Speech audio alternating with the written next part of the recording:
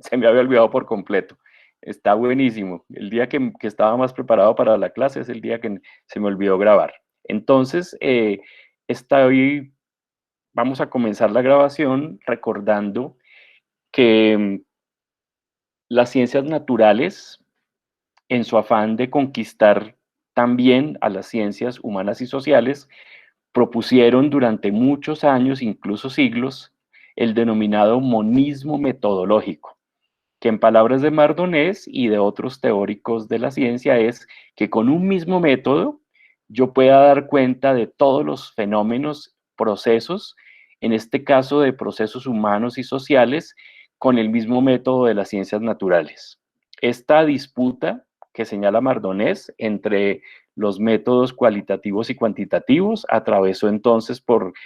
diversos momentos y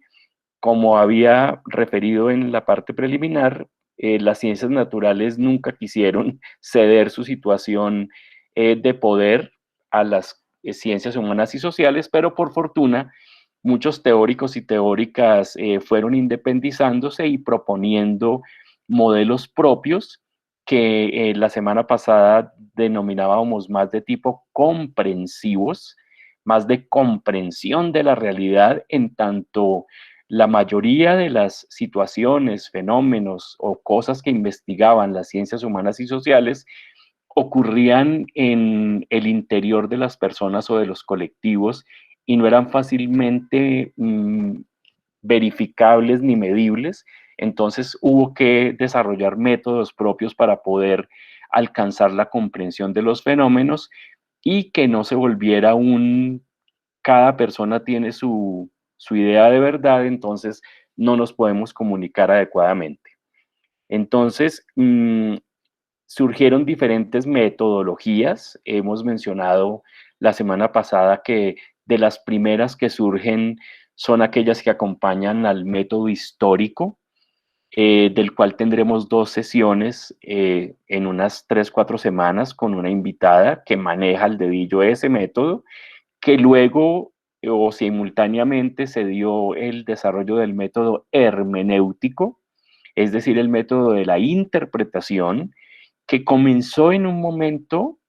muy temprano con la interpretación de los textos sagrados de las diferentes religiones, pero que luego pasó a ser la interpretación de cualquier tipo de texto.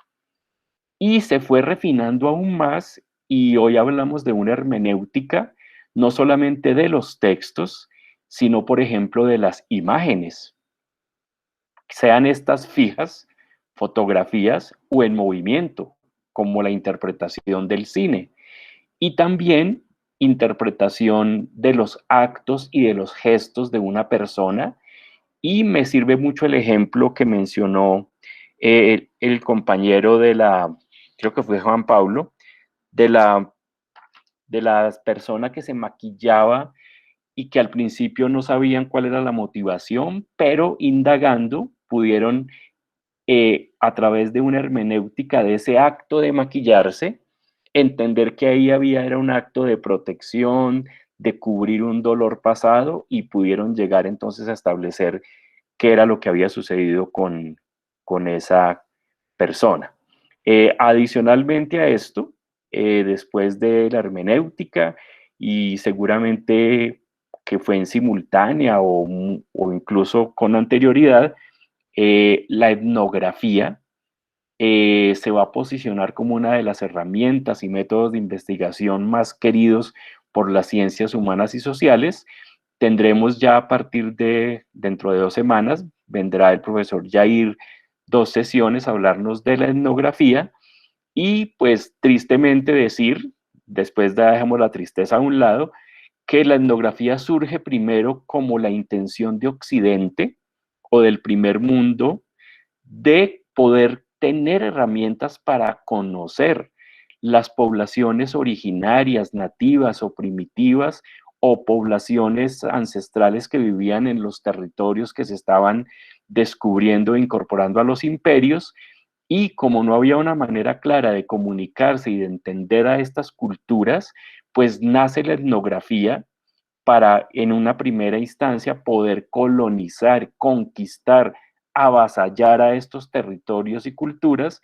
y ya Jair nos profundizará sobre esto, pero luego se van a recoger todas las herramientas y los instrumentos que la etnografía hoy nos permite, ya no desde una visión avasalladora, sino desde una visión emancipatoria, liberadora, poder hacer el diálogo intercultural, y él nos brindará elementos importantes, no solo de la etnografía como tal, sino de los instrumentos que usamos cotidianamente, como la observación, que puede ser participativa o no participativa. Ahí vamos dejando algunas categorías para que vayan curioseando en internet eso que significa, la entrevista a profundidad. Aquí vendría a inscribirse lo que hablamos la primera sesión de hacer parte del paisaje, la importancia de hablar carreta, en fin, un sinnúmero de herramientas que están al servicio de muchas de las corrientes de investigación cualitativa. Luego de ese desarrollo, entonces, de esas corrientes que he mencionado brevemente, voy a dar un salto para poder enlazar con el eje central de la clase de hoy, que nos va a llevar a dialogar con Freire de nuevo cerca del final, y es el ambiente que se vivía en particular en Europa en los años que siguieron a la Primera Guerra Mundial. Recordemos que la Primera Guerra Mundial la podemos ubicar, algunos teóricos dicen que es del 14 al 19, otros dicen que del 14 al 18. Dejemos este último periodo de 4 años para decir que ahí hubo un hecho histórico trascendental por la disputa interimperialista que se dio por el control de los territorios que venían siendo dominados desde 1800 y pico, y algo que comienza como un conflicto netamente europeo se vuelve un conflicto mundial, que por eso se llama la Gran Guerra o la Primera Guerra Mundial. Y hago un paréntesis que ya lo había dicho en la sesión inicial, es en este momento donde se presenta la primera gran pandemia de la época moderna, que es la pandemia de influenza, mal llamada, pero volvámoslo a decir, mal llamada gripe española, que surgió, como dije en la primera clase, en las bases militares estadounidenses, que habían acuartelado a sus tropas, y en muchas de esas bases se generó un brote de influenza, y las tropas fueron embarcadas y llevadas al continente europeo. Desembarcaron muchas en suelo español, y de allí la influenza empezó a transmitirse, pues dadas las condiciones de guerra tan precarias que existían, a lo que fue esa primera gran pandemia, de la que nos hablará a profundidad Liliana Henao cuando nos muestre su tesis doctoral. Terminado el conflicto, o más bien puesto en modo pausa, porque el conflicto quedó ahí latente, dado que sus causas no se resolvieron, hay un ambiente de fervor en las ciencias sociales, y en particular en la diapositiva que estamos viendo, en esa Alemania que había sido derrotada en la Primera Guerra Mundial y que había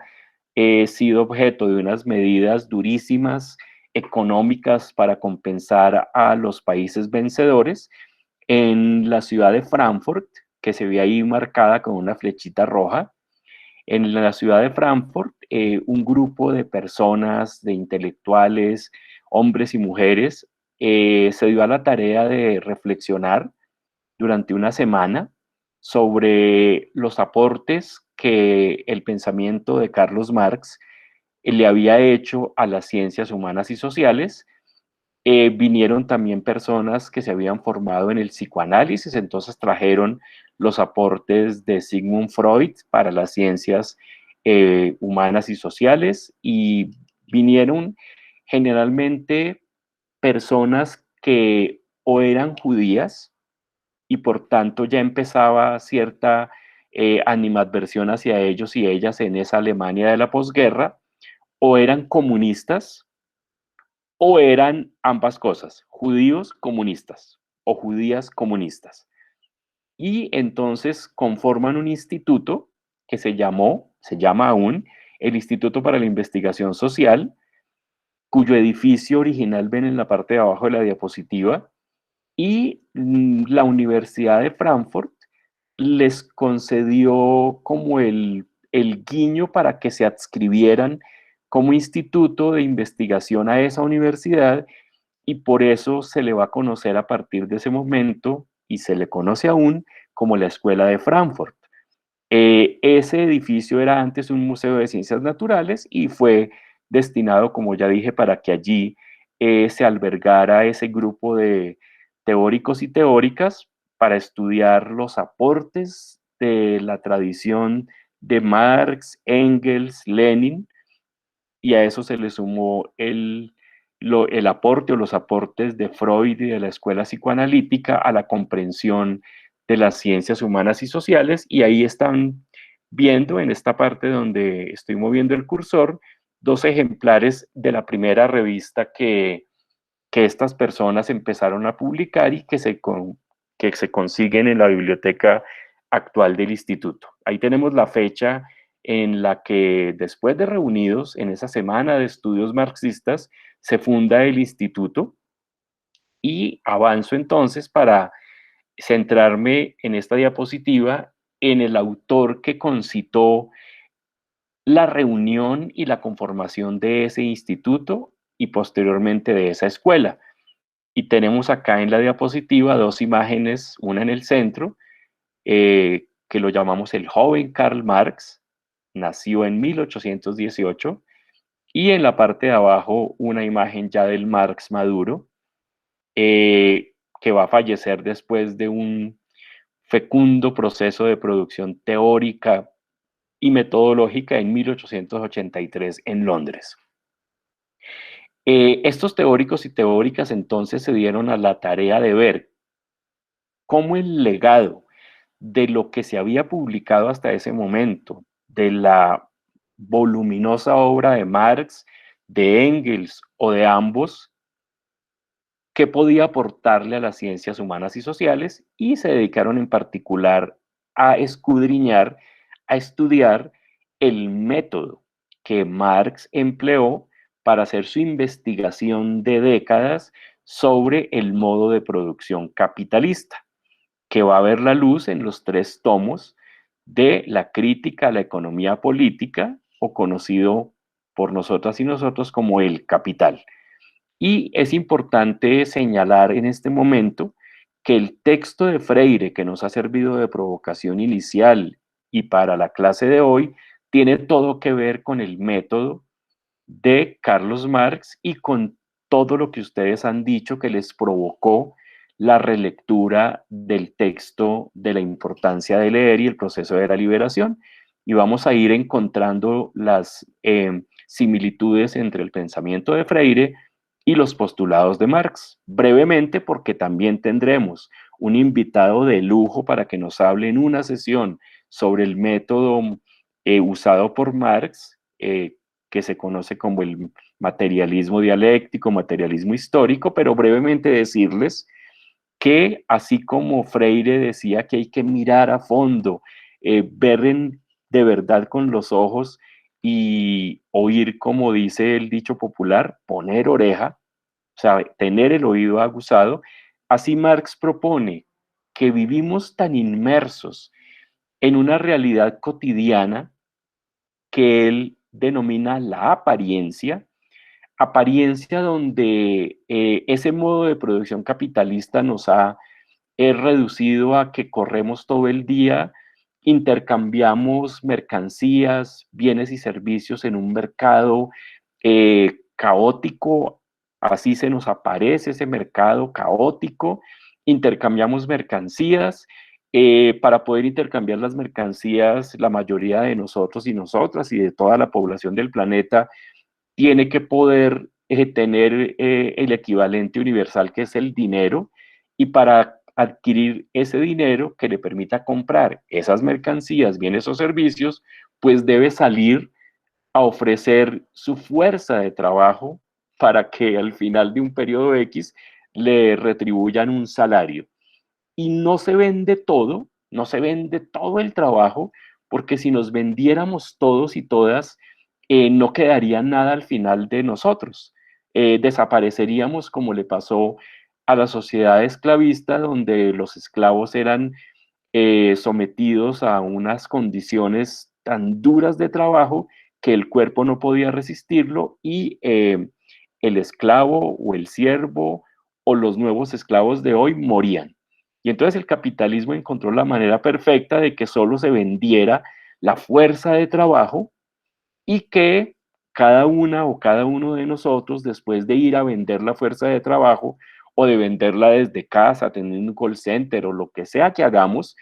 podamos recuperarla, recuperar esa fuerza mediante, por ejemplo, el sueño, la ingesta de alimentos, el cobijo, para algunas pocas personas privilegiadas dentro de las que nos encontramos, el ocio productivo, podamos al otro día, aunque Liana está casi al otro lado, me dijo trabajo, estudio de 7 a 7, y así le pasa a muchos trabajadores, pero recuperamos la fuerza de trabajo para ir al otro día a volverla a vender. Y entonces en esa confusión que Marx nos llama la apariencia, el método de él, estudiando el modo de producción capitalista, usando el verbo que usé hace un rato, que es sumergiéndonos en esa apariencia y navegando en muchas de las categorías, poder llegar a la esencia de la explotación, de la alienación, de la enajenación y de otras categorías que hoy nos pueden sonar raras, las podemos apuntar, buscar al menos la definición o quedar inquietos, inquietas por estas categorías. Y Marx logra, sumergiéndose en ese estudio del modo de producción capitalista de su época y con algunas referencias históricas, pero propias del modo de producción capitalista aún vigente, develar, correr el velo de la esencia que hay en esas relaciones de producción, mismas que Paulo Freire en su educación pudo también conocer, reconocer, se pudo indignar frente a ellas y ser el gran educador que fue y legarnos la obra que nos legó y por supuesto estudió a Carlos Marx y lo incorporó en sus postulados de la educación liberadora, de la diada opresor-oprimido, liberar al opresor, transformar al oprimido, de la concientización de algo que han dicho todos y todas, de leer el contexto. Freire le pone otra palabra que es leer el texto y el contexto para comprenderlos ambos, como hemos comentado al inicio de la clase de hoy y sobre todo de la vez pasada, donde noté que a la mayoría lo que más les tocó en la primera lectura fue eso, la importancia del contexto, pero hoy vuelve a aparecer en muchas de sus exposiciones de la importancia de su ser disciplinar, de su ser social, en tanto interpretar el contexto. Entonces, por ahora, dejemos ahí estas ideas iniciales del método de trabajo de investigación marxista que va de la apariencia a la esencia, y que, como ya dije, un investigador de lujo, economista colombiano, el profesor Alberto Maldonado, nos expondrá cerca del final del curso. Acá en esta diapositiva pueden observar en la parte de abajo una fotografía en blanco y negro donde se encuentra ese grupo inicial que se reunió para dar la carta fundacional de ese instituto. Y como pueden ver, aunque hay una mayoría de hombres, hay muchas mujeres y por eso entonces ya había la inquietud de que tanto hombres y mujeres conformaran esa nueva manera de investigar la realidad que va a derivar de todos los trabajos de la Escuela de Frankfurt. Brevemente decirles que la Escuela de Frankfurt entonces comienza, como ya lo dije, así como ustedes dijeron, mi biografía, mi quehacer anterior me condiciona, me determina en lo que soy hoy, pues estos hombres y mujeres, judías, comunistas, señaladas y perseguidas en Europa y más adelante incluso encarceladas y encarcelados, pues traerán esa vertiente biográfica a la producción de los textos. Ahí ven ustedes algunos. Es una producción enorme. Decirles que la Escuela de Frankfurt, rápidamente, cuando en 1933 Hitler acapara los poderes de esa Alemania y se hace nombrar canciller por el jefe de Estado de la época, que era un general ya muy anciano, que había sido veterano de la Primera Guerra Mundial, se ve tan acorralado que no le queda otra que nombrar a Hitler canciller, y ese general va a morir pronto y ya lo que sigue es historia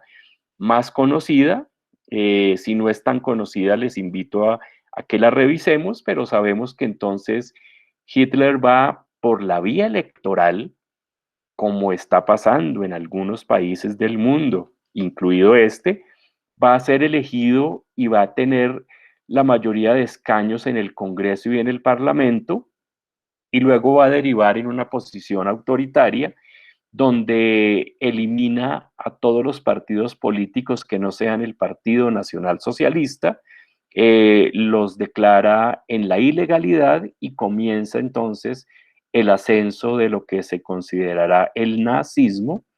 y su alianza con el fascismo italiano encarnado en la figura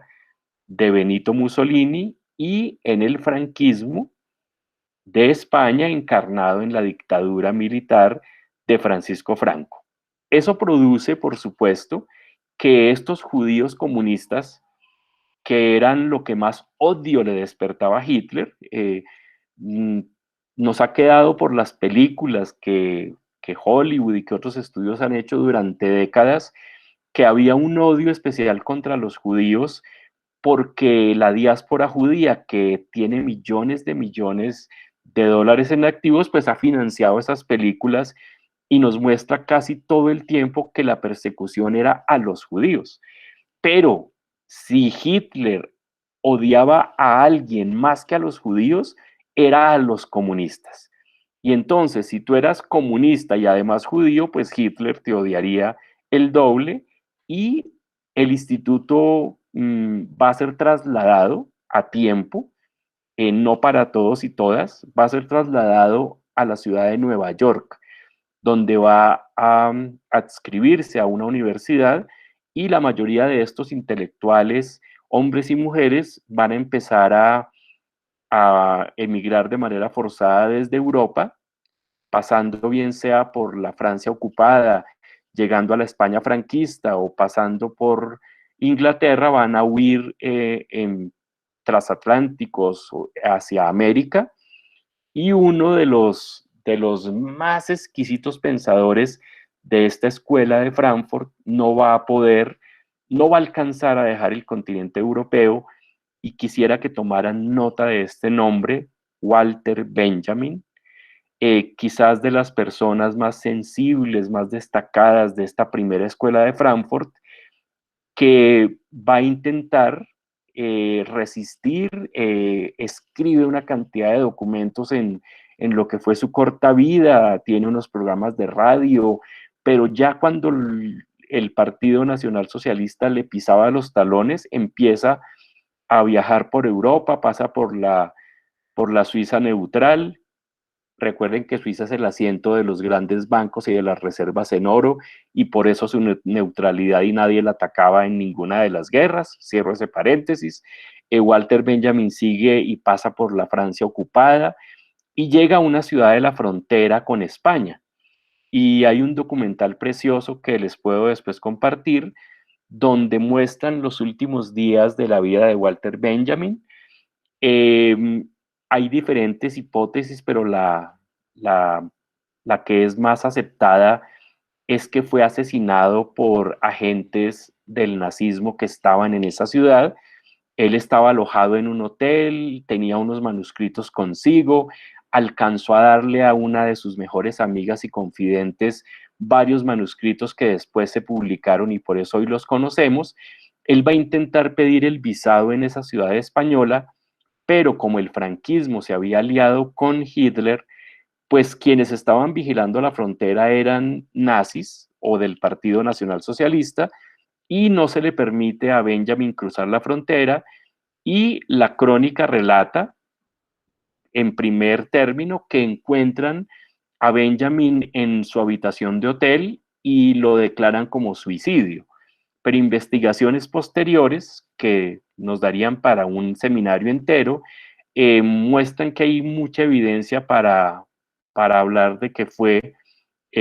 una siembra de pruebas para que se pensara que fue un suicidio y no un asesinato. No lo dilucidaremos hoy, pero nos quedan ahí varios elementos de la historia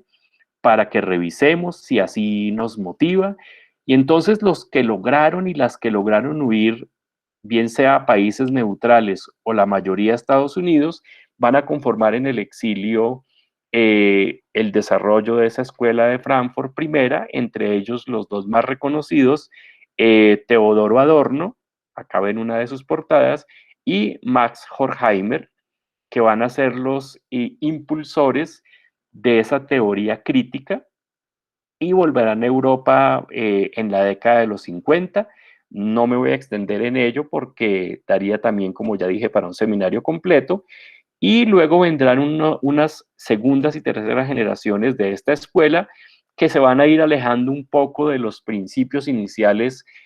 apegados a retomar las herramientas de la obra de Marx, Engels y los aportes de el psicoanálisis a la comprensión y transformación de la realidad. Hecha esa disquisición, paso a esta diapositiva. La semana pasada se celebró, se conmemoró un aniversario más del asesinato cruel y criminal y canalla de Rosa Luxemburgo, y la tenemos aquí en esta diapositiva. También hay varias películas preciosas de una directora llamada Margaret von Trotta, donde vemos la vida de la que fue llamada la Rosa Roja. Aquí la tenemos en una fotografía con su compañero político y sentimental. Aquí la tenemos con una de sus máximas más conocidas. Dice: quien no se mueve no siente sus cadenas. Y aquí arriba tenemos uno de sus libros más conocidos, no el único, La crisis de la socialdemocracia. Rosa, como casi todos los activistas políticos del periodo de entreguerras, fue encarcelada, y en uno de los encarcelamientos ella se las ingenió con alianzas internas en la cárcel de mujeres donde estaba detenida para escribir un folleto que tuvo que firmar con un seudónimo. Se llama el folleto de Junius en latín, y donde después pues sabremos que la autoría era de ella. Se va a acuñar esa famosísima consigna de socialismo o barbarie. Una vez es liberada de su encarcelamiento, va a trabajar activamente en oponerse a las guerras imperialistas. Eso le va a producir enemistades, tanto de personas cercanas como del régimen dominante, y va a ser asesinada brutalmente a golpes junto a su compañero Karl Liebknecht. Y allí en la parte de abajo de la diapositiva vemos la tumba donde reposan después de que se recuperaron sus cuerpos de los canales en la ciudad de Berlín. Y en la parte superior vemos a uno de los continuadores y gran desarrollador de la obra de Marx y Engels, llamado Antonio Gramsci. Seguramente también lo han oído mencionar, muy famoso porque también por su pensamiento, por su militancia desde joven. Era un joven muy humilde que había nacido en la isla esta grande que tiene Italia en el Mediterráneo. Ahora me enredé, Cerdeña, o bueno, Córcega o Cerdeña, ya me enredé en la geografía. Y va a militar desde joven en las filas del Partido Comunista Italiano, pero va a ser encarcelado por el régimen de Benito Mussolini. Va a contraer tuberculosis por las condiciones tan adversas, pero produce una obra fructífera, uno de los cuales se denominan los cuadernos de la cárcel, que ya han sido todos publicados. Es una obra enorme de comprensión y desarrollo de los métodos y del legado de la obra de Marx. Entonces, en este punto, para resumir este legado de la Escuela de Frankfurt, tenemos que varios pensadores y pensadores europeos, pero también latinos, había unos argentinos y unos brasileros, contribuyen a darle forma al legado de las obras de Marx y de Engels. Tristemente para estos últimos tres, pues van a morir, Rosa y Karl asesinados y Gramsci de todas las deprivaciones y de todos los sufrimientos y de la tuberculosis que lo aquejaron durante los años de encarcelamiento. Pero ellos van a permitirle más adelante a ese Paulo Freire que mencionamos en las dos clases anteriores, le va a permitir entonces producir esa prolífica obra que no se agota en lo que hemos alcanzado a mencionar, y va a permitir que el mismo Freire diga que él tuvo una época que él denomina la época ingenua, que son los primeros años antes de la dictadura militar brasilera, donde él, designado por el gobierno progresista de João Goulart, lo pueden buscar también en Wikipedia, lo nombran el director de la alfabetización del país, así lo hace. Como comenté la semana pasada, el método de alfabetización de Freire se nota bastante efectivo y oportuno para alfabetizar a los grandes sectores analfabetas de ese Brasil atrasado, pero después de que se da el golpe de Estado y que, como dijimos, Freire es encarcelado en una cárcel, en una celda diminuta, luego puede escapar y huir hacia Chile, donde se exilia. Él dice que esas primeras obras tenían eso que él llama la ingenuidad, y para resumirlo muy groseramente, él dice que no era suficiente con que las personas analfabetas aprendieran a leer y a escribir y a conocer la realidad para transformarla. Ya después de que Freire se alimenta de la teología de la liberación, pero sobre todo del marxismo, pasa a una obra de madurez donde supera este ingenuismo. Freire va a ser invitado por los gobiernos de los países africanos que comenzaron la época de la descolonización, particularmente Guinea-Bissau, Sao Tomé y Príncipe, y otros países donde llegaron al poder gobiernos progresistas o comunistas, invitan a Freire para que les ayude con las campañas de alfabetización, de la creación de un sistema educativo nacional, y allí ya tenemos a un Freire más maduro que ha superado, en sus propias palabras, esa época de ingenuidad, y le va a permitir reflexionar. Aquí encontré, me tuve que ayudar del libro, en Angola, donde participa del gobierno después de la liberación. Freire asume una posición de radicalidad, que es otra de las categorías que quiero dejar hoy en la mesa, y radicalidad no es lo que la derecha colombiana e internacional nos ha hecho creer. Generalmente asociamos a que no, es que es alguien radical, y está cargado de una connotación negativa. Cuando vamos a la etimología de la palabra radicalidad, quiere decir ir a la raíz de, llegar a la raíz de. Entonces, cuando nos señalen de radicales, no nos asustemos, porque estamos diciendo que somos personas, somos estudiantes, seremos profesionales, que queremos ir a las raíces de, y en sus intervenciones iniciales encuentro mucho de eso cuando dicen lo que les provocó la relectura del texto de Freire. Entonces, además de la radicalidad y del texto y el contexto del que ya les había mencionado, Freire va a trabajar en una categoría preciosa que es la cultura del silencio. ¿Qué es para él la cultura del silencio? Es todo lo que los sectores vulnerados, oprimidos, saben, conocen, pero el poder dominante no les permite expresarse de forma oral, de forma escrita o de forma performativa. Y entonces, ¿por qué hago tanto énfasis en esto? Porque este momento de la realidad colombiana supera con creces a lo que estaba viviendo Freire y otras de las personas que he mencionado en sus países, cuando había dictaduras que no tenían que cubrir su fachada, eran dictaduras militares, eh, digamos, de frente, y no lo que vemos en nuestros países como este, donde la dictadura se va configurando porque el partido de gobierno hace una cooptación o atrapa o se apropia o se adueña de todas las ramas del poder que el legado de la Revolución Francesa nos había dicho que debían mantenerse independientes para que de verdad esto se llamara una democracia, obvio le pongo el apellido, una democracia occidental. Había dicho la semana pasada que esos tres poderes la, en todas las democracias occidentales son los tres, ejecutivo, legislativo y judicial, y lo que hemos visto en estos 2 años es que el partido de gobierno se ha hecho con todos los poderes. Miren en retrospectiva todos los nombramientos que ha hecho el presidente, todos los decretos de emergencia,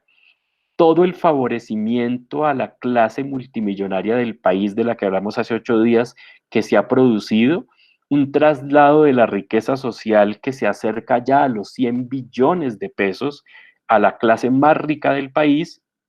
un aumento de la capacidad de represión.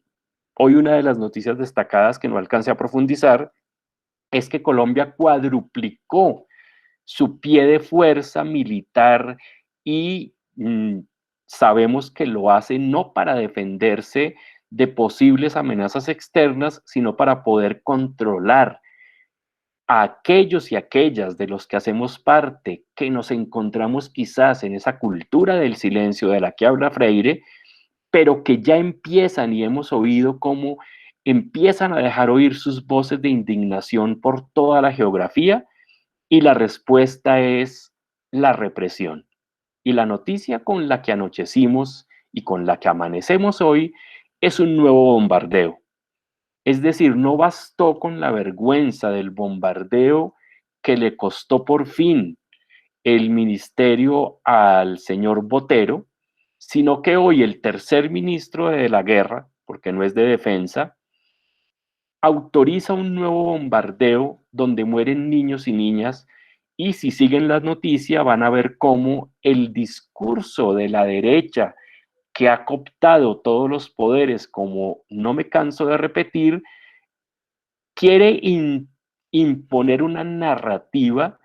de que ese era un otro terrorista, un otro criminal, y cuando se dice, pero eran niños reclutados a la fuerza por el clima de privación social del que son víctimas en estos territorios, entonces la Convención Internacional de los Derechos Humanos de los Niños y las Niñas, todos los convenios firmados por el país dicen que no se puede, que aún en situación de guerra, el Estado no puede bombardear en este caso, no puede asesinar primero a civiles que no son combatientes, lo cual aquí sucede todos los días, pero peor aún, no puede asesinar a niños y niñas, aún así hayan sido reclutados para la guerra por lo que expresé anteriormente. Entonces miren cómo la categoría o las categorías que Freire nos propone para interpretar el mundo, más las categorías que el marxismo nos aporta, nos permiten interpretar esta realidad colombiana de hoy, repito, donde lo único que no han cooptado, pero precisamente porque es lo único que no han cooptado, es el blanco de todos los ataques y están en el ojo y quisieran desaparecerla, que es la Justicia Especial para la Paz, un órgano que nace y es ratificado por las Naciones Unidas, fruto del acuerdo de paz firmado por las exguerrillas de las FARC y el gobierno colombiano, no por el señor Santos que fungía en ese momento como presidente. Es decir, la JEP nace como un organismo de un acuerdo histórico avalado por Naciones Unidas y es lo único que no han podido cooptar, pero si ustedes revisan, Fiscalía, Procuraduría, Defensoría, muchas de las otras cortes, el registrador, los ministerios, la Junta del Banco de la República, que debe ser independiente. Creo que hace 8 días dimos aquí los alaridos de cómo este señor había nombrado a la hija de Alicia Arango, que era la primera que decía que en este gobierno se acabará la mermelada. Pues claro, se acabará porque se la van a comer toda ellos y ellas. Entonces nombran a la hija de Alicia Arango, un ejemplo claro de nepotismo, que es favorecer a las familias de quien gobierna, y al hijo del famoso actor Silila Mesopla del Miti Miti.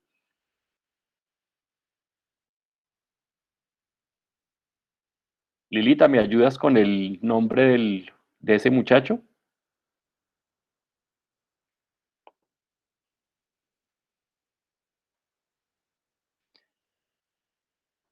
De apellido Villamizar. A mí siempre se me olvida por lo descarado de la situación, pero miren y pueden revisar, no es un invento, que así ha sido.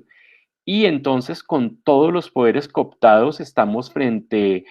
a algo muy parecido a esas dictaduras militares que le tocó enfrentar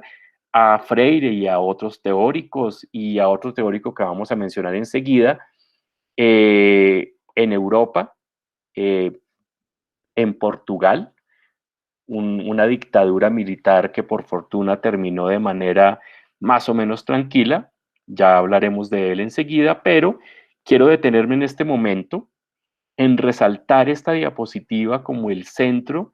de lo que quiero transmitir la tarde de hoy, y pues que no habríamos podido llegar hasta esta diapositiva sin todos sus aportes iniciales y sin este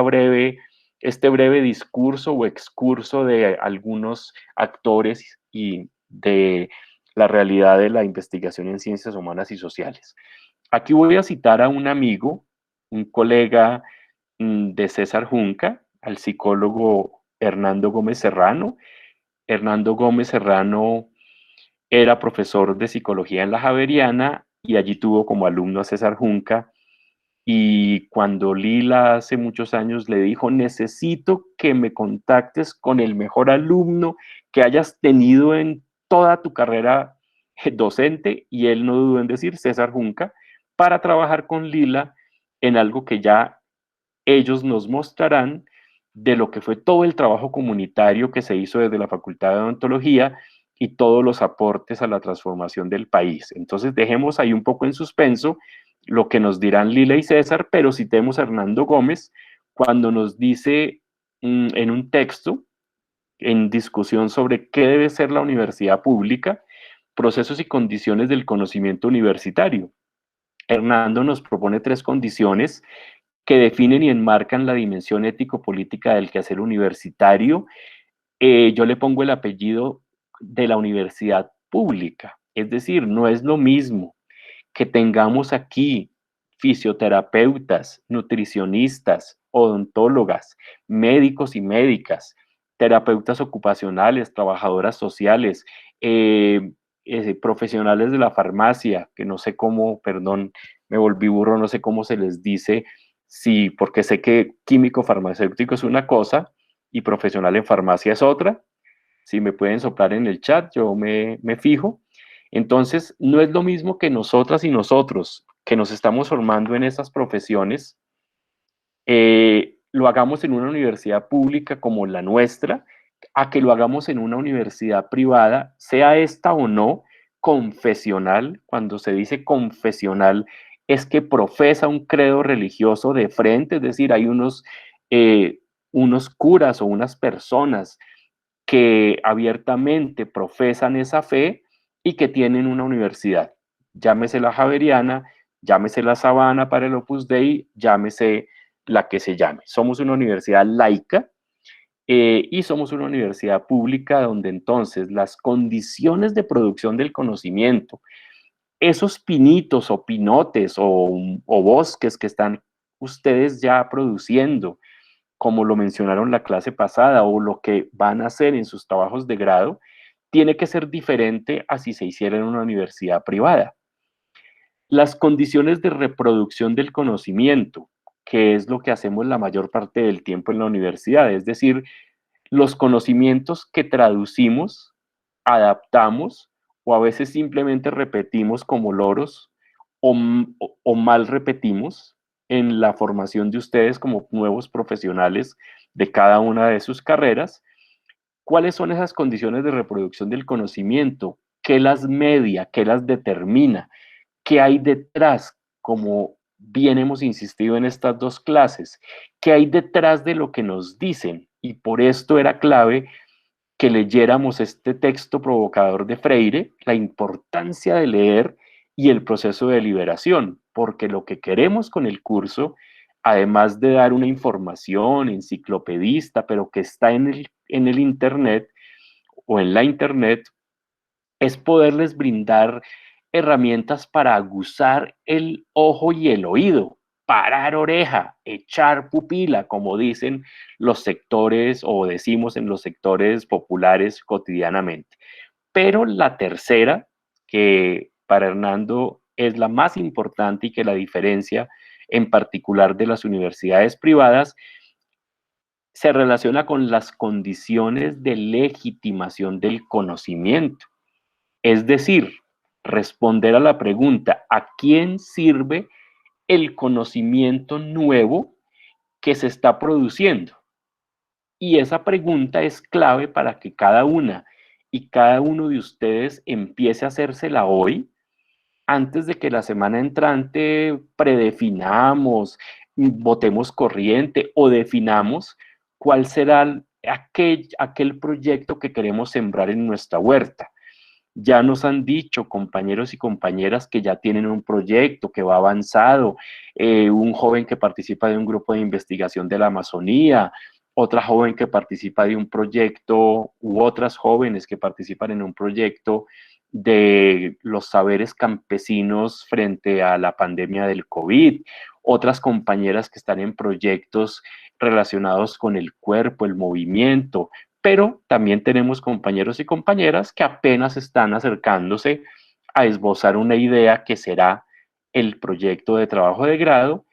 y con estas semanas que llevamos conversando y con la lectura y con las lecturas que vendrán en las condiciones en que Freire nos invita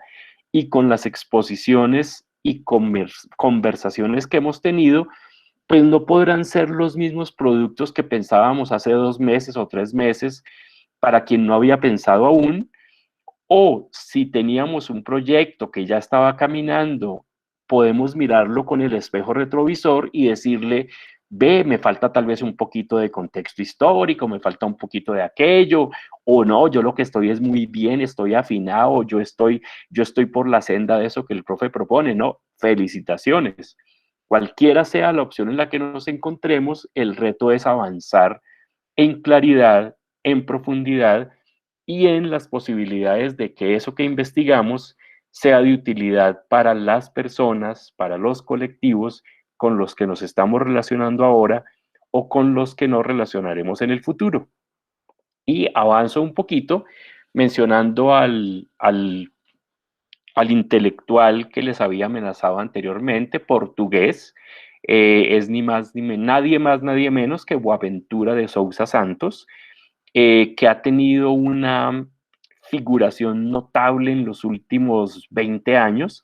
por hacer una propuesta radical de transformación de la epistemología, acuñando una categoría que está ahí en la diapositiva, que él y sus compañeras y compañeros en los múltiples proyectos que tienen anidados, bien sea en la Universidad de Coimbra en Portugal o en los grupos de trabajo de Claxo con América Latina o de Flaxo, denominan las epistemologías del sur. Y hay todo lo que quieran de tutoriales en YouTube, conferencias de Boaventura, charlas, entrevistas, donde ustedes pueden profundizar qué significa eso de las epistemologías del sur. Y volviendo a Freire, yo traje esta diapositiva que me gusta mucho usarla en las conversaciones y habla de las pedagogías críticas, que es una de las corrientes de pensamiento en las que Lila, César y yo nos ubicamos. Y allí tenemos entonces de nuevo una foto preciosa de Paulo Freire, eh, la portada de su libro La Pedagogía de la Esperanza, y tenemos a continuación, al final, la cara del que llamaban el niño terrible, ya es un señor ya sesentón, Peter McLaren, lo tenemos acá, lo pueden buscar también en Wikipedia, es el más radical de los pedagogos críticos y fue alumno directo de Paulo Freire. Hizo estancias con Freire, invitó a Freire a los Estados Unidos a dar seminarios, entonces se considera uno de sus seguidores y cultivadores de su obra y a la que le aporta unas categorías nuevas. Henry Giraud, que tenemos un libro ahí en la mitad, La Escuela y la Lucha por la Ciudadanía, y no tengo en esta diapositiva a otro de los pedagogos críticos que se llama Michael Apple, como manzana, Michael Apple. Y quiero leer esta pregunta despacio, que puede resumir lo que he tratado de presentarles en la tarde de hoy, alimentado por las clases anteriores, y es si pudiéramos aventurar durante el curso responder a esta pregunta. ¿Cómo y por qué la estructura del capitalismo y la formación de clase, apalancadas por potentes ideologías como el racismo, el sexismo, el heterosexismo, continúan, estructuran y perpetúan las inequidades en las escuelas y en la sociedad de hoy? La pregunta no es mía, no me voy a dar ese crédito, es una pregunta resumida de los aportes de ese libro de abajo, de la pedagogía crítica, la pedagogía de la revolución de Peter McLaren, pero resume perfectamente lo que estos teóricos y teóricas nos proponen para entender, y no solo entender, sino quizá transformar con nuestras acciones las grandes inequidades que si estaban ocultas, que si no creíamos en ellas, la pandemia ha dejado al descubierto. Es decir, hoy es inocultable la voracidad, la rapacidad a la que ha llegado el modelo capitalista, el modo de producción capitalista actualmente, antes de la pandemia y particularmente durante ella,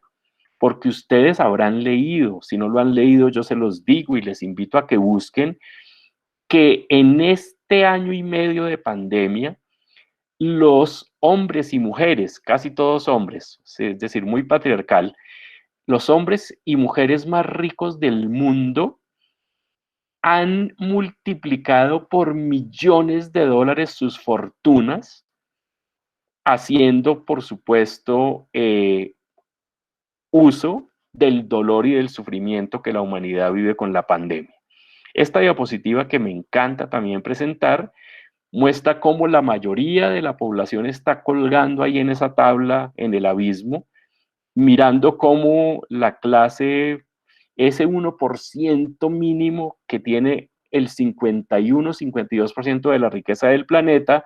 se asegura de que los gobiernos, el de Estados Unidos, el de Inglaterra, el de Alemania, el de Francia, el de España y por supuesto el de Duque,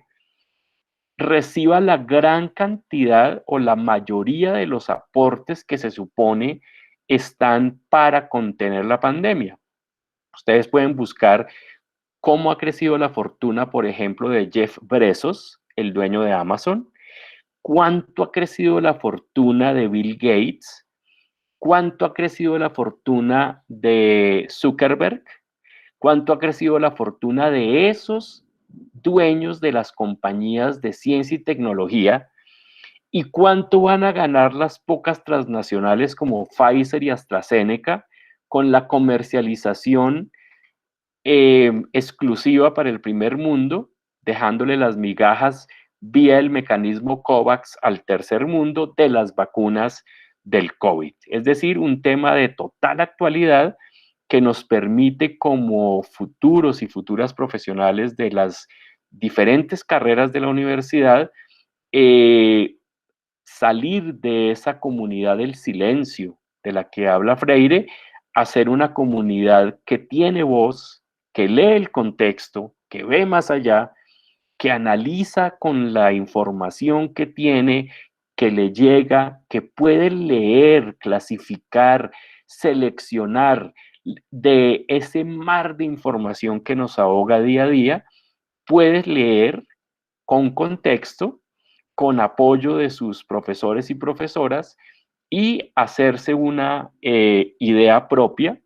y incorporar esto en su formación como futuro y futura profesional,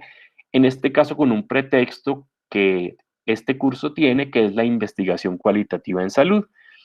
que se ha dicho de paso, ya lo dije al principio, puede estar al servicio de los dominadores, pero generalmente, y nació así, está es del lado de los oprimidos, de los marginados, de los vulnerables, de los vulnerados, es decir, de casi todos nosotras y nosotros, así nos encontremos y no nos demos cuenta en una situación de privilegio frente a las grandes mayorías. ¿Alguien quiere tomar la palabra? ¿O se le abrió el micrófono de pura...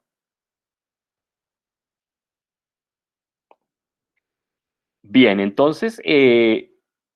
desvelar esas inequidades inmensas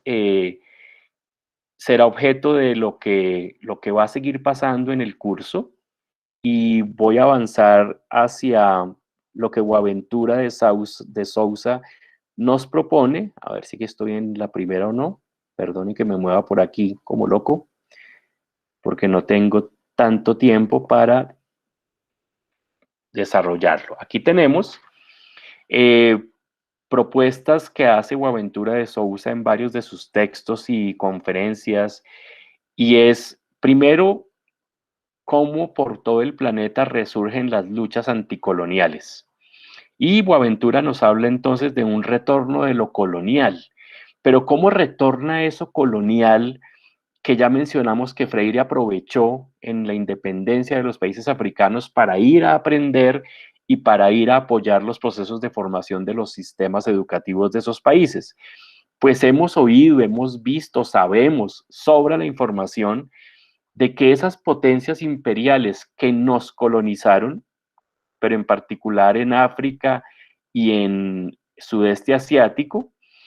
esos hijos de las colonias saqueadas, empobrecidas, esquilmadas, tratan de volver a esos imperios cuya lengua hablan.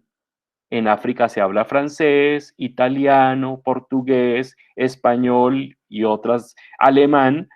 Y esos coloniales, cuando tratan de llegar a, a los que fueron sus potencias coloniales, van a ser tildados de terroristas, migrantes indocumentados, refugiados, para toda la masa de despojados de los países centroamericanos e incluso algunos del continente sudamericano o del subcontinente, que migran y tratan de llegar al borde sur de la frontera de México con Estados Unidos, pues allí sí que van a ser sujetos de exclusión radical, una inexistencia legal, van a estar en unos vacíos tremendos, violación de derechos humanos por tratar de ser defendidos. Han visto recientemente que uno de los primeros actos de Biden, además de bombardear Siria, además de ratificar la amenaza de Venezuela, fue reactivar los centros, ellos dicen que de albergue, pero son centros de detención. Si ustedes buscan en las noticias en la parte del gobierno Trump, eran jaulas de 4 paredes metálicas donde ponían a los niños separados de sus padres que habían logrado atravesar la frontera. Y entonces, en esa, en esa idea de proteger los derechos humanos, que es la bandera del nuevo imperialismo, ustedes saben que cada ataque militar, cada invasión, cada decreto de bloqueo ante un país está antecedido por decir que allí se violan los derechos humanos. Y las Naciones Unidas, que están al servicio de esas potencias, salen como áulicos a decir que sí, que sí, que sí, pero por ejemplo en Colombia ninguna de las potencias occidentales dice que aquí se violan los derechos humanos. Entonces miren cómo dicen lo que les conviene, hacen lo que les conviene y nos venden un discurso lleno de categorías que quisiéramos defender, pero que ellos nos han cooptado. Y se produce una destrucción de esa frágil democracia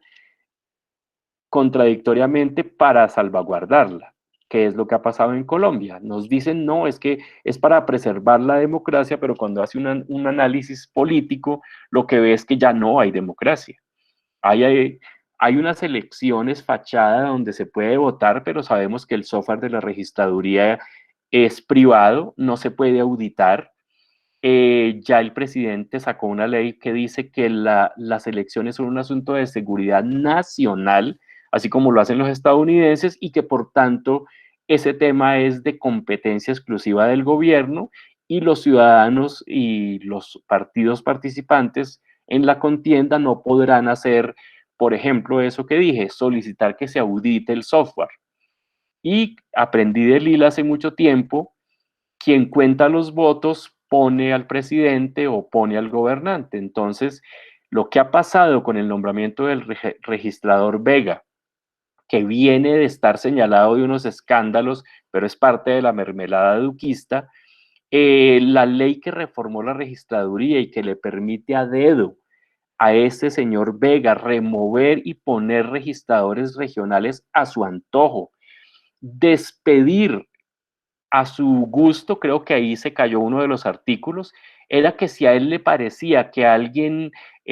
podía amenazar el proceso electoral, con que él solo creyera eso, podía despedirlo. Es decir, ni en la dictadura, es decir, más allá de la dictadura. Ese artículo creo que se cayó porque ese buscaba que las personas que estaban en carrera,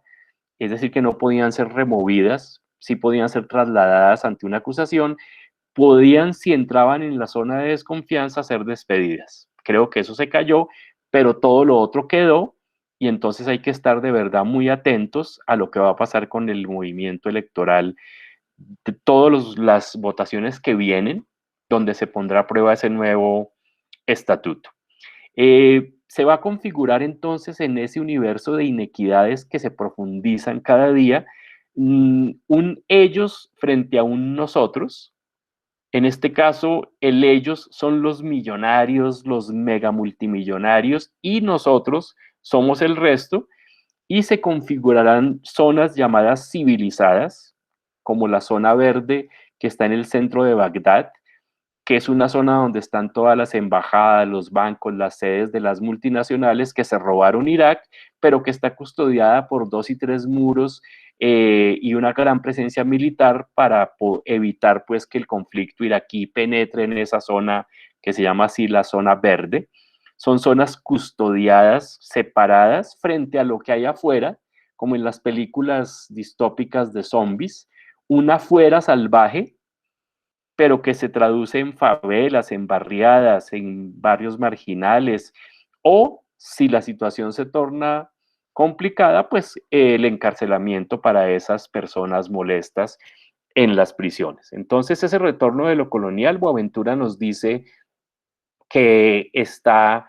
un poco en contra, solo un poco, de las potencias, pero las potencias se defienden, como ven en esta diapositiva, levantando muros físicos. Estos son muros en Palestina ocupada por Israel, pero hay muros en la frontera entre México y Estados Unidos, hay muros entre la frontera entre India y Bangladesh, hay un muro inmenso dentro de un país que se llama el Sahara Español, que está en comodato entregado a administración a Marruecos. Era una colonia de Francia, se la entrega a Francia para administración, Francia se la cede a Marruecos y Marruecos dice que ese terreno, búsquenlo en el mapa en Wikipedia ahora que termine la clase, hay un muro que atraviesa todo el país y la mitad que queda hacia el océano Atlántico, donde están las tierras fértiles, donde están los puertos, y en cuyas 200 millas náuticas marítimas de soberanía internacional hay grandes yacimientos de petróleo y de gas y reservas de bancos de peces migratorios y locales que fueron dados en explotación por 25 años a Marruecos. Ese es el lado de la colonización marroquí, y detrás del muro vive el pueblo saharaui, con Z. Quien no haya oído hablar nada del pueblo saharaui, busque en YouTube. Víctor de Currea Lugo, un médico colombiano, tiene un canal de YouTube donde habla de todos estos muros de la infamia y del pueblo saharaui. Y entonces vemos que se configura de verdad lo que dije en la diapositiva anterior. Atrás están unos ellos y a este lado estamos unos nosotros. Eso se puede traducir jurídicamente en estados de excepción o estados privatizados, en lo que Boaventura denomina un fascismo social, que es lo que para nosotros y nosotras está ocurriendo en Colombia. Es decir, las partes más fuertes tienen poder de veto sobre las partes débiles. Coexisten como sociedades políticamente democráticas, pero socialmente fascistas. Claro, no es el fascismo de la Italia de Mussolini. Entonces algunos teóricos ya, no, mire, que no diga fascista, diga neofascista. Bueno, neofascista o fascista, eso es lo que está ocurriendo. Los oprimidos viven al lado de los opresores, y Boaventura dice que se ejerce un derecho suave, suave para los dominadores, duro para los dominados. Es decir, lo que estamos viendo en Colombia, en el mundo. Tomo un ejemplo de lo que ocurrió con el asesinato de este periodista iraní que entró a la embajada de Arabia Saudita y ya se probó que lo asesinaron, lo mutilaron y lo sacaron en una maleta. Se comprobó el crimen y Estados Unidos, la condena que hace de este asesinato es que le revocó al grupo cercano al príncipe heredero de Arabia Saudita y les revocó la visa estadounidense, pero no al príncipe heredero, que es el determinador, como se llama ahora en la justicia, del crimen. Entonces miren la canallada. Y Lila me decía, claro, revocan la visa por encima, pero entran en los jets privados y aterrizan y entran. Ante el mundo, la condena fue revocarle la visa. Pero si hubiera sido una persona de uno de los estados que son señalados por ellos como no gratos, como Cuba, Nicaragua, Venezuela, Irán, Irak, Bolivia, etcétera, ahí sí hubiera sido invasión, terroristas, violadores de derechos humanos, pero al asesinato de un periodista es condenamos el acto y revocamos las visas del círculo cercano al príncipe heredero. Parece un chiste, pero no, es la grotesca realidad. Y entonces Boaventura dice, para terminar este primer punto de la lucha anticolonial, es que hoy lo colonial convive y coexiste con lo metropolitano. La segunda categoría de Boaventura es el cosmopolitismo subalterno, eh, que él nos dice es una de las esperanzas que tenemos todos los pueblos de lo que él llama el sur global. No solamente es el sur geográfico, sino los pobres que viven en el norte geográfico. Entonces, Boaventura nos propone que iniciativas, redes, movimientos y organizaciones que luchan contra toda forma de exclusión hacen parte de ese cosmopolitismo subalterno, y propone o habla, da cuenta de una globalización contrahegemónica. Para Boaventura, que es sociólogo, le gusta mucho usar la categoría que denomina la sociología de las ausencias. Él dice que hay una cantidad de temas, de propuestas, de ideas que aún no están presentes o no son nombradas, porque o han sido demonizadas o es peligroso mencionarlas, pero él echa mano de esa categoría y dice entonces que hay unas que están en incompletud, otras harán complementariedad y otras inclusión. Y propone Boaventura entonces que los pensamientos no occidentales se combinen de diversas maneras con pensamientos occidentales, de modo que haya un ascenso de lo que él llama el ascenso del sur global imperial. Y hace una metáfora del sufrimiento humano sistémico e injusto causado por el capitalismo, el colonialismo y el patriarcado. y Boaventura ha recorrido el mundo entero dialogando con los pueblos originarios, con los indígenas, con los campesinos y campesinas, con todos esos marginados del sur global, para invitarlos e invitarlas a que hagamos un movimiento común y se produzca, se haga visible esa sociología de las ausencias.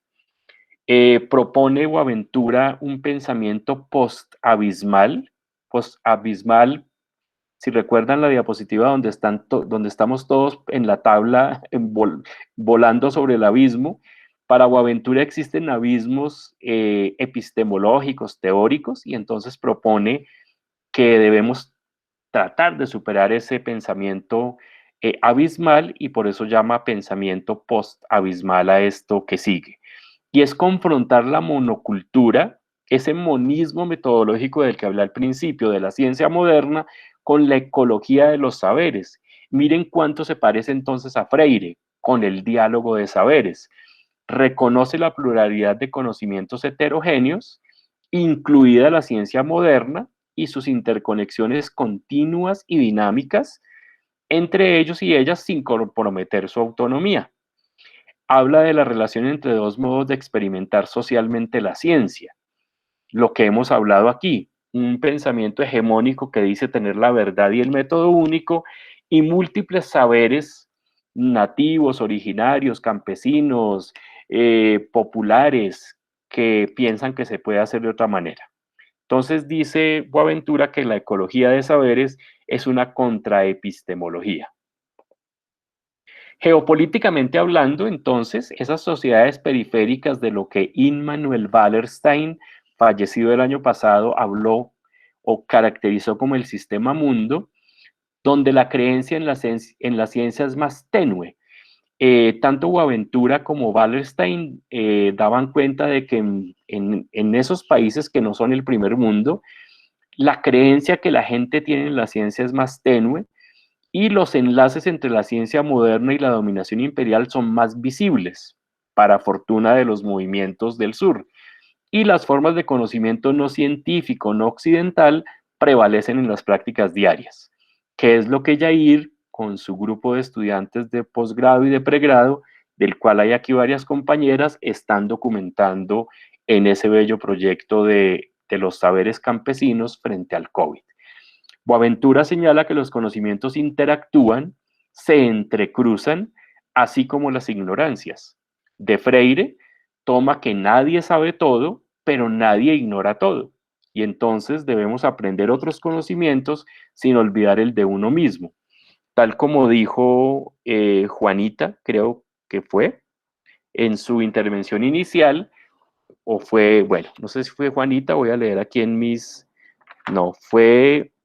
ta, ta, ta, ta, ta, ta, ta. Bueno, escribo tan mal que ni me entiendo la letra, pero una de ustedes dijo que poder hablar con ese otro que piensa distinto. Miren cómo en la clase de hoy ese era uno de los temas centrales, pero sin renunciar a mi posibilidad de argumentar cuando creo que yo puedo tener una parte de la verdad sobre algo que se está enunciando. Entonces no es simplemente concederle al otro solo porque es el otro que tiene razón en lo que dice, sino que se confrontan los saberes, se complementan, se articulan y en algunos casos se rebaten, como lo que queremos hacer, por ejemplo, con el Centro de Memoria Histórica, donde hay un señor que niega que aquí hubo conflicto armado, creo que niega que hubo Segunda Guerra Mundial, es decir, y tristemente es un profesor de la Universidad Nacional. Entonces, ante esos atropellos, sí tenemos que ponernos en la raya y decir, no, señor, esto es lo que sucedió, así pasó, etcétera. O con la noticia, pues, que ha estado en el foco estas 2 semanas, las ejecuciones extrajudiciales. No es posible decir que estas ejecuciones extrajudiciales son una consecuencia del actuar de los y las personas que estaban en la guerrilla. No puede ser. Un Estado, a través de sus soldados, policías, miembros de la Fuerza Aérea o Armada, no puede, por su propia definición de que representan al Estado, no puede asesinar a personas que no hacen parte del conflicto. Entonces, lo de los 6.402 casos documentados hasta la semana pasada no simplemente es un crimen de guerra, un genocidio tremendo, sino que es inédito en la historia de la humanidad y pasamos tristemente a la historia de este planeta por esta categoría. No se había documentado antes algo de esta magnitud, que 6.402 personas, hombres y mujeres, no combatientes, civiles, por el ofrecimiento de una recompensa para inflar las estadísticas, fueran ejecutados extrajudicialmente. Es decir, ante esto no podemos quedarnos calladas ni callados, ante esto no podemos transigir en que se nombre de otra manera o que se diga, no, pero si fueron, no fueron tantos, es que no puede ser ni uno solo, porque el Estado nació como Estado moderno para proteger la vida de sus eh,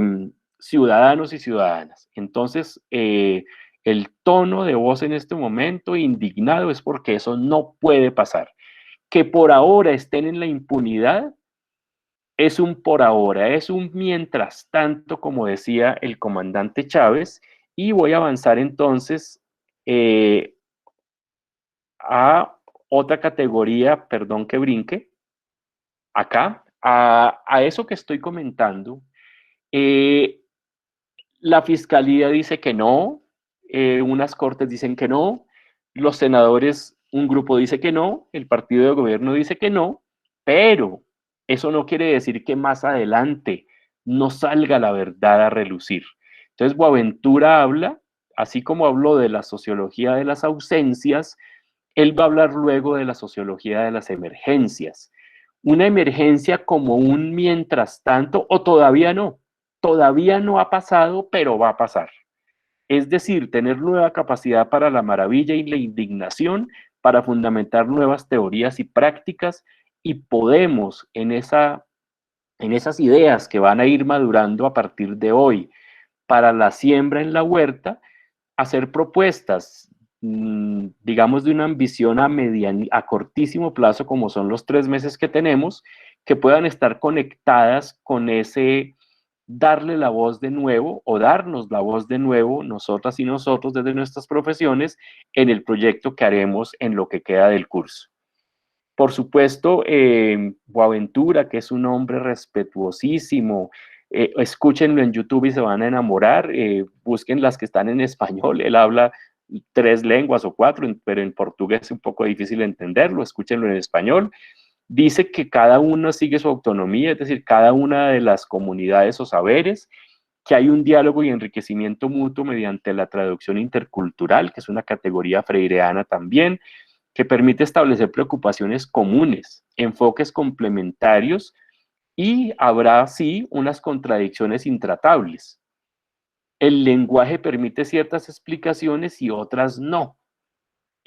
Por ejemplo, y Lila pues es un testigo de excepción de esto,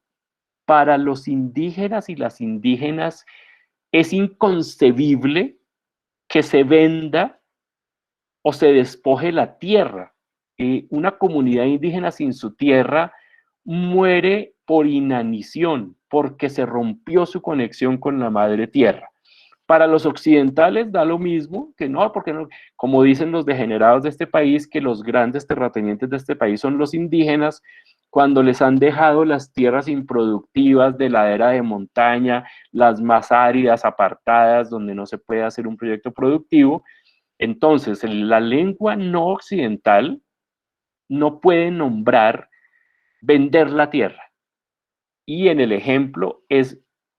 inconcebible para los y las indígenas vender la mamá. Claro, para los capitalistas no. Si hay ganancia, plusvalía, como César nos dice, la venden. Y vuelven y la compran y vuelven y la venden. Pero para el mundo indígena, por fortuna, no. Y de eso hemos aprendido bastante.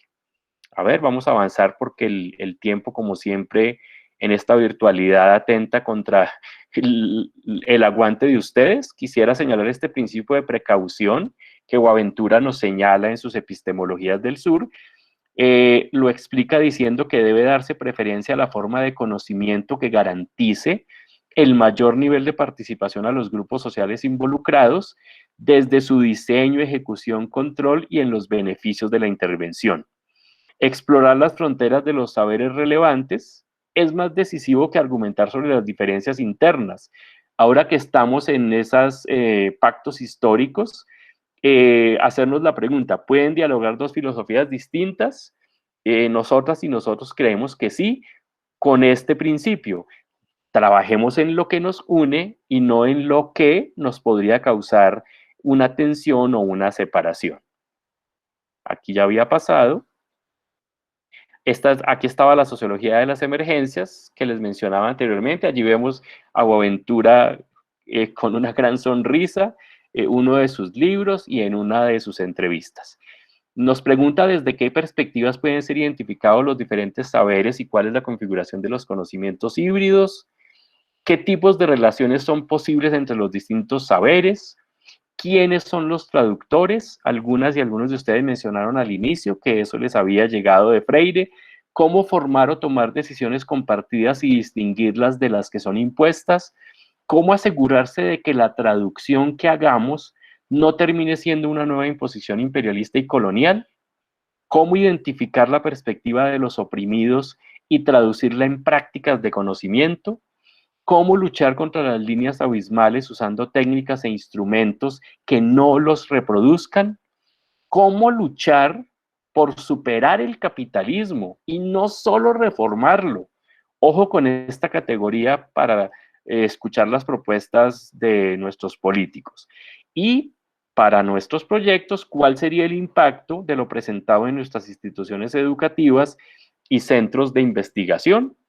Eso que estamos haciendo como trabajo de grado, ese trabajo de investigación en el que participamos o la siembra que vamos a hacer en esta clase,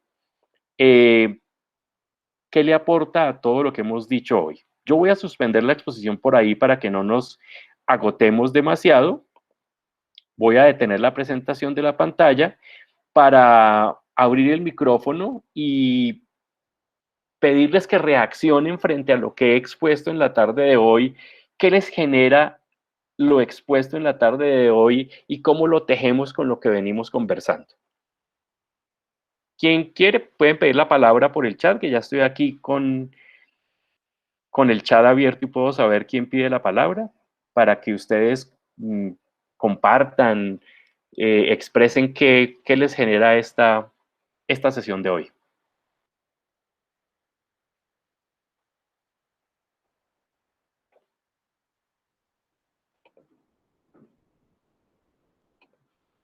Por mi casa está lloviendo terrible y no me había dado cuenta.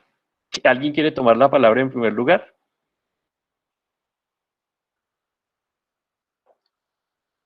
Como dice un profe mamando gallo,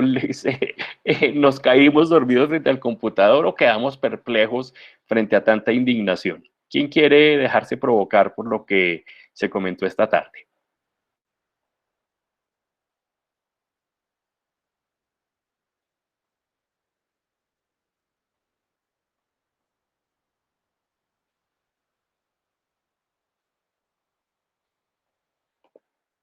Bueno, creo que hablaré entonces. Dale, Eh, dale. no, pues la verdad es como, o sea, sí, no, llena un poco de indignación y de muchas cosas como saber frente a la realidad en la que estamos y que,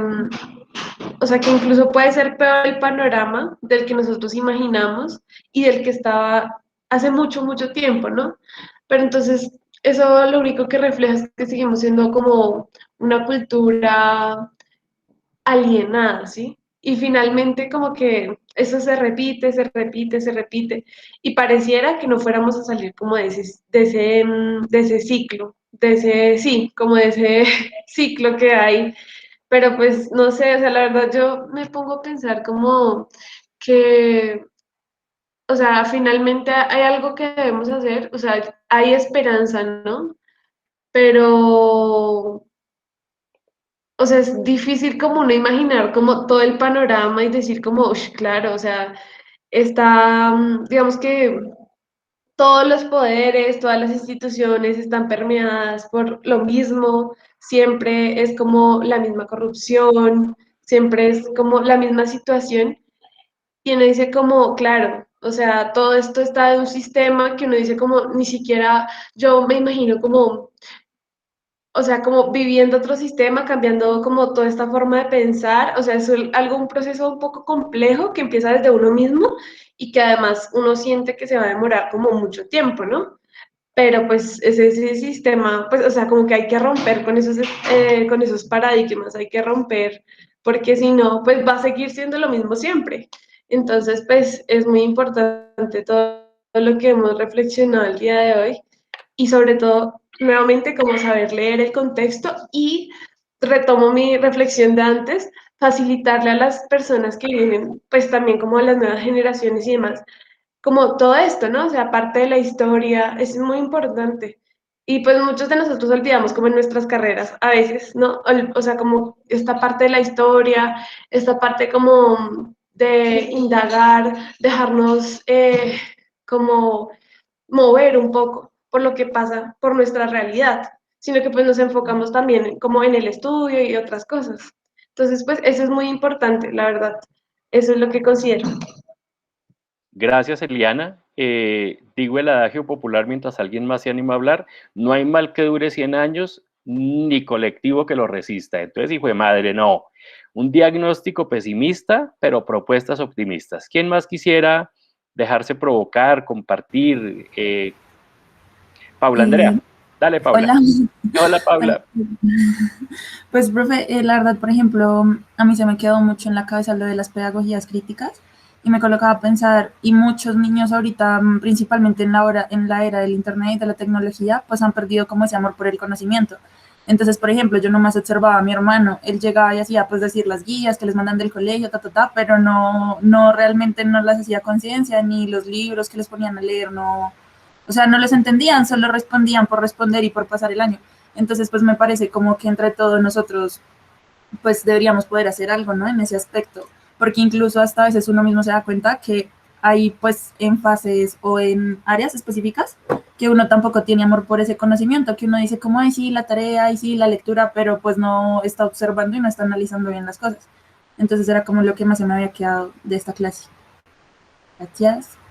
A ti, Paula, y yo doy cuenta ante el resto de compañeros y compañeras que tú eres una de esas estudiantes de mostrar de la universidad, inquieta, siempre preguntándote, siempre solidaria, Paula. Entonces, aliméntate con estos nuevos elementos y persevera en esa tarea que yo te veo haciendo tan comprometida. ¿Quién más quisiera compartir sus reacciones? Pues no sé, también yo veo como muchas falencias incluso en la educación nuestra, siendo la Universidad Nacional, Así es. porque un profesor nos hacía la reflexión con muchas escalas que utilizamos para valorar a la gente, y era, decimos que estudiamos el movimiento corporal humano, pero ¿qué hacemos con las escalas? ¿Realmente ver cómo se mueve la persona o moverla como nosotros queremos? Y también hacer cosas nefastas, como que decimos por un lado que somos un cuerpo completo que se puede en cadenas musculares, que no es un músculo el que activa los movimientos, sino son todos en conjunto. Y nos contradecimos haciendo, por ejemplo, un examen muscular en el que vemos músculo por músculo qué tanta fuerza tiene, como si quisiéramos segmentar los movimientos. También, incluso nosotros estamos teniendo reforma a la malla curricular, y a una profesora que dicta en clínica le preguntábamos si realmente consideraba que la malla era integral, y ella, sí, por supuesto que lo es. Y un compañero le hizo una pregunta bastante acertada: ¿integral según qué? ¿Integral porque atendemos neuro, y cardio y vemos solo lo biológico? ¿O porque realmente tenemos en cuenta el contexto social que tiene la persona? Porque es que es muy fácil ir a decirle a alguien, vaya y haga ejercicio, y no se tiene en cuenta, por ejemplo, que puede ser un conductor de Transmilenio que trabaja 16 horas diarias, no tiene tiempo de hacer actividad, no puede comer bien porque no tiene tiempo ni de ir al baño, no tiene acceso a recreación. Entonces, ¿de qué actividad física están hablando? O también la grosería con la que nos salía la Secretaría de Salud a nosotros para la práctica comunitaria, que decía, no, es que yo necesito que ustedes hagan la RBC que van a hacer, la rehabilitación basada en comunidad, son 2 sesiones nomás. En 2 sesiones tienen que, mejor dicho, atender a las personas. Entonces, claro, yo en 2 sesiones, en compañía con el psicólogo, tengo que resolver los problemas y la salud mental de una persona que perdió casi toda su familia producto de la pandemia, que ya no tiene sostenimiento económico, que se cronificó aún más la enfermedad que tenía, porque ningún médico la atendió, ni tampoco estuvo en terapias. Entonces, por ejemplo, ejemplo particular, una señora que tenía un rezago de visión ahora está completamente ciega porque no tuvo acceso al médico. Entonces, ¿qué es lo que quieren arreglar? Y también uno veía las metas y era, no importa si estamos atendiendo bien o no a la persona, sino, no, es que tenemos que atender 36,000 personas, como sea, porque es que esos son los resultados. Sí, creo que Juan Pablo nos aterrizó de barriga en la realidad, nos pasa a todos y todas en las disciplinas. En odontología integral es que haya un periodoncista, un endodoncista y un rehabilitador en la clínica. No me extiendo más porque me deprimo. ¿Quién más quisiera compartir y aportar a estas bellezas de reflexiones que estamos teniendo sobre Freire, Boaventura, Marx, Escuela de Frankfurt, etcétera, y sus disciplinas? ¿Quién quisiera compartir qué le dejó la charla de hoy?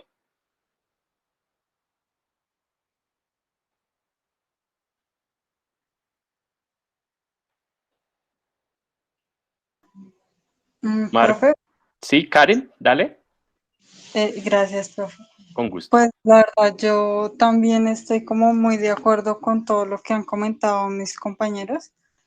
Sí, es como muy, no sé, frustrante darse cuenta uno como de lo injusto,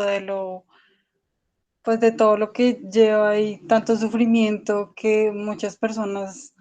están básicamente condenadas a vivir por el lugar en el que nacen, por el estrato en el que se encuentran desde un principio. Y siento que pues es muy importante, o sea, también esto que decía mi compañero, estos temas así como los estamos viendo hoy, realmente no se ven tanto durante el proceso de formación. Y definitivamente es muy, muy importante saber desde dónde estamos parados, saber cuál es la historia del lugar en el que luego cuando seamos profesionales vamos a trabajar y pensar si cada cosa que estamos haciendo va a alimentar este sistema o qué vamos a hacer o qué podemos hacer nosotros distinto. Sí, Karen, gracias y por el tono de voz con el que iniciaste la intervención y por la palabra que usaste de frustración. Mm, Te invito, les invito a todos y todas que por supuesto lo que se ha dicho, como lo he dicho, puede presentarse como pesimista y uno diría sí, lo es, no somos ingenuos, no estamos en el mejor momento, pero el hecho de tener jóvenes tan apasionados y apasionadas como ustedes en este curso y en todos en los que soy docente o participo como invitado y en toda la universidad y en las otras universidades, nos hace darnos cuenta que ni estamos solos y solas y se les está saliendo de las manos y por eso acuden a movimientos tan rabiosos. La famosa metáfora de que la bestia herida se pone más agresiva y manda garra, manotazo, mordisco. Entonces, Karen, invitarte a que superemos ese pesimismo del diagnóstico y más bien digamos, oiga, fue madre, puedo ver que la realidad es otra a lo que los medios me quieren decir, ya eso es ganancia y tú puedes ser un factor multiplicador con tu familia, con tus amigas y amigos, con tus personas con las que trabajas en tu profesión. Entonces, esa voz al principio de, uy, no, eso, cambiémosla y fue madre por otra distinta, a pesar de que haya 2 sesiones de rehabilitación integral, como Juan Pablo denunció, o a lo que tú sientes, ver cómo podemos, yo fijé en pantalla tu avatar, Supongo que es un árbol, pero yo lo veo desde aquí, hoy, para lo que quiero decir, como una fisura en la nieve. Yo no sé, Karen, qué es exactamente tu avatar. Profe, fue una tarea que me dejaron como en segundo semestre. Yo Sí, nunca dibujo y ese fue como el dibujo más lindo que creo que he hecho y que representa como, o sea, el árbol no tiene ramas, entonces es como la fuerza de un tronco para seguir creciendo. perfecto. Y yo desde mi perspectiva, miren lo importante de Freire, yo veo es una fisura que se abre en la nieve y una fisura que me permite escarbar para volver a vivir. Es decir, que en esos cajones en que nos constriñen el ejercicio profesional, la maestra de todos nosotros y nosotras, la maestra de César, Lola Sendales, nos ha enseñado que el sistema no es totalmente cerrado, sino que tiene fisuras en las que nosotros nos podemos meter y fisuras que podemos usar a nuestro favor y el favor de las comunidades. Entonces, Karen, lindo el dibujo, ese árbol yo lo veo como la nieve que se pudo fracturar y que me permite llegar a tierra para cultivar, etcétera. ¿Quién quisiera decir algo más para ir redondeando? ¿Qué le queda de la clase de hoy, de lo que hemos leído, conversado, dicho?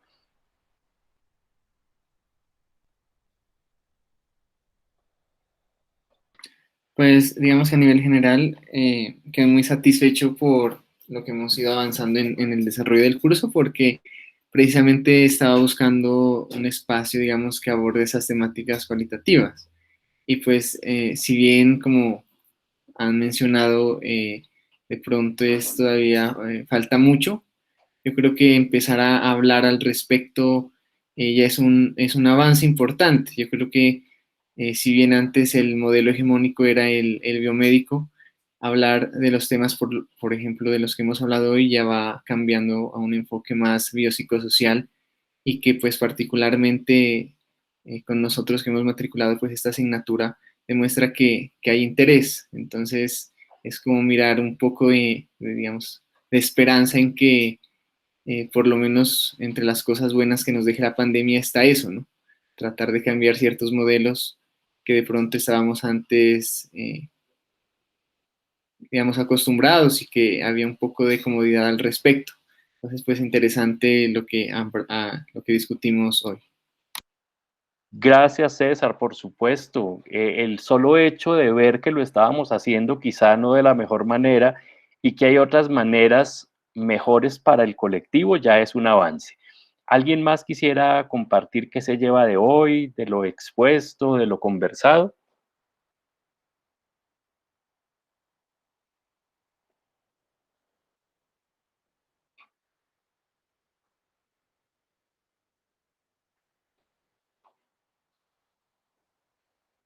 Marco, ¿quisieras decir algo de la clase de hoy? Hola, profe, buenas Hola, tardes. ¿cómo estás? Profe, lo que pasa pues es que pues entré un poco tarde porque pues aquí en donde vivo está lloviendo y pues al principio me quedé sin internet y ha estado como muy intermitente, así que pues no pude como ver bien la clase, entonces voy a ver la grabación. La verdad No no te he estado sin preocupes, internet, Marco. entonces pues ahorita es más de milagro que no se ha caído como desde hace Ah, como 15 minutos. bueno, esto, miren el polo a tierra que Marco nos hace y que niegan, ahí sí los negacionistas, que dicen que no, que la virtualidad todo bien, ahí sí como el Higuita, o el pibe Valderrama. Entonces, no, no te preocupes, Marco, no era mi intención exponerte, sino que quería oír tu comentario, pero por fortuna me pegaron el pellizco para que grabara, entonces enviaré la clase para que la puedas ver completa. ¿Quién más que quisiera hacer algún comentario para ir redondeando y dejando las ideas para la siguiente clase?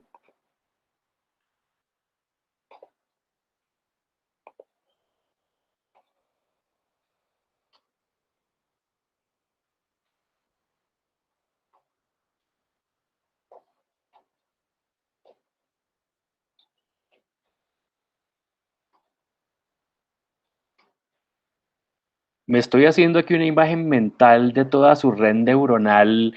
totalmente congestionada, un tráfico de ideas, pensamientos, de todo lo que se ha dicho hoy y los silencios no necesariamente son falta de opinión, sino que estamos procesando